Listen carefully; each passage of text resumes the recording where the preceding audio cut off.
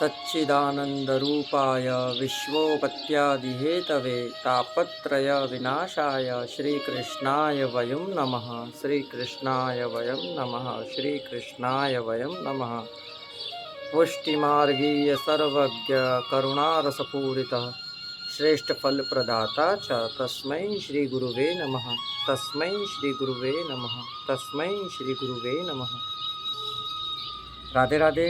जय श्री कृष्ण मित्रों, आज हम एकत्रित हुए हैं एक नए प्रसंग के साथ जिसका महात्मा है तुलसी।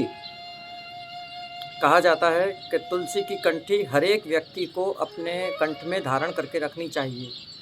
क्यों?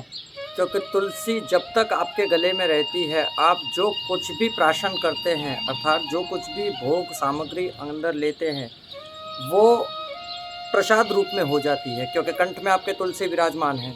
अब आपने जिस प्रकार से मुख में से कुछ भी चीज़ ली तो वो ऊपर से होते हुए आपके कंठ से होते हुए हृदय के भाव से आपके पेट तक पहुंचती है। उसी प्रकार शास्त्रों में तुलसी का बहुत महात्मा बताया गया है। तुलसी जिनका असली नाम वृंदा था, जिनके पति का नाम जलंधर था, जो कि राक्षस कुल में जन्मी थी, परंतु श्री हरि नारायण भगवान विष्णु की अनन्य सेवक और अनन्य भक्त थी। अब आप पूछेंगे कि अनन्य भक्त थी तो तुलसी का महात्मा कैसे समझाएं? तो अब हम आपको बताते हैं कि तुलसी का महात्मा इस प्रकार है कि शास्त्रों में बताया गया है कि जहाँ तक आप भगवान को कुछ भी सामग्री भोग में धरते हैं, जिस प्रकार कि आप अपने घर में दाल चावल या सब्जी रोटी या पकवान कुछ भी बनाकर प्रभु को अंगीकार कराते हैं, तो वो अंगीकार नहीं करते। क्यों नहीं करते? क्योंकि उसमें तुलसी समर्पित नहीं है। तुलसी समर्पित करने के बाद ही प्रभु आपका भोग अंगीकार करते हैं। शास्त्रों में बहुत अच्छी विधि बताई गई है। देखिए मित्रों, तुलसी का महात्मा है इसलिए दिखा रहा हूँ कि हमारे कंठ में कितनी तुलसी की कंठियाँ हैं जो स्वयं हमने अपने हाथों से बनाई हैं, और कुछ कंठियाँ जो कि हम वृंदावन से लेकर आए हैं, जो कि वहाँ भी हमारे राधा कुंड में ब्रज मार्ग में कई लोग बनाते हैं। तो शास्त्रों में एक श्लोक आता है जो मैं आपके सामने प्रस्तुत करता हूँ। तुलस्यामृत जन्मासी सदा तत्व केशवा प्रिया, चिनोमि केशवासार्थे वरद्या भवशोभने, तत्वगण संभवे पत्रे पूजयामि यथा हरिं, तथा कुरु पवित्राणि कलोमल्ल विनाशिनी। अर्थात तुलस्यामृत जन्मासी कि तुलसी के अंदर इतना सामर्थ्य है कि मृतक को भी जीवित कर सके। सदा तत्व केशवा प्रिया, केशवा अर्थात हमारे प्रभु श्री कृष्ण, जिनको हम एक नाम केशव से भी जानते हैं कि वो केशव को अति प्रिय हैं। चिनोमि केशवासार्थे वरदा भवशोभने, तत्वगण संभवे पत्रे पूजयामि तथा हरिं, कि हम तुलसी से प्रभु को प्रसन्न कर सकते हैं। तुलसी की कंठी हर एक मनुष्य के कंठ में होनी आवश्यक है। यदि आप हमारे पुष्टि मार्गीय संप्रदाय के वैष्णव हैं तो आप गले में 2 कंठी पहनते हैं। उन 2 कंठियों का महात्मा होता है कि एक कंठी जब श्रीमद् वल्लभाचार्य जी के वंशज आपको ब्रह्म संबंध प्रदान करते हैं। ब्रह्म संबंध क्यों? देखिए मित्रों, कहा जाता है कि अनेकों धर्म हैं और हम किसी धर्म की अवहेलना नहीं कर रहे हैं। कई धर्मों में दीक्षा कही जाती है, कई धर्मों में सेवक बनाया जाता है, परंतु हमारे में ब्रह्म संबंध होता है।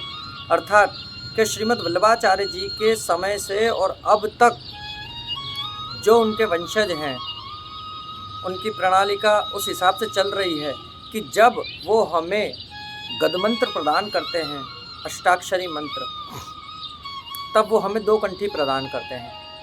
वो 2 कंठी पहनाने के बाद उसे कहा जाता है ब्रह्म संबंध। देखिए, अब इस नाम के अंदर ही ब्रह्म के साथ किस प्रकार का हमारा संबंध जुड़ा हुआ है कि ब्रह्म के साथ परिपूर्ण ब्रह्म, पूर्ण पुरुषोत्तम, साक्षात अखंड भूमंडल के जगत गुरु स्वामी भगवान श्री हरि नारायण, जिनके साथ हमारा संपर्क होता है, तो प्रियजनों, हमारा तो कहना इतना ही है कि हर एक मनुष्य के जीवन में गुरु होना अनिवार्य है और आवश्यक है, क्योंकि गुरु बिना का ज्ञान असफल है। गुरु बिना का ज्ञान आपको नहीं मिल सकता है। हमारे भी गुरु हैं, हम भी गुरु से ज्ञान प्राप्त करते हैं।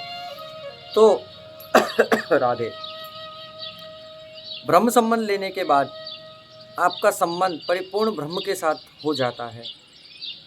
फिर यदि आपका त्याग कोई और करता है, परंतु वो ब्रह्म आपका त्याग नहीं करते, दो कंठी में से एक कंठी होती है आपकी ब्रह्म के साथ संपर्क की, जो हमेशा आजीविका आपके गले में होनी आवश्यक है। क्यों? कि देखो, मृत्यु का कोई भरोसा है नहीं मित्रों, मृत्यु कभी भी आ सकती है। यम के दूत आपके द्वार पर खड़े हो। अभी जिस प्रकार हम लोग देख रहे हैं आचार विचार और किस प्रकार का सब कुछ चल रहा है इस कलयुग के अंदर, कि चलते चलते आपको ठोकर लगी और ठोकर लगते आप नीचे गिरे और गिरते के साथ मृत्यु को प्राप्त हो गए।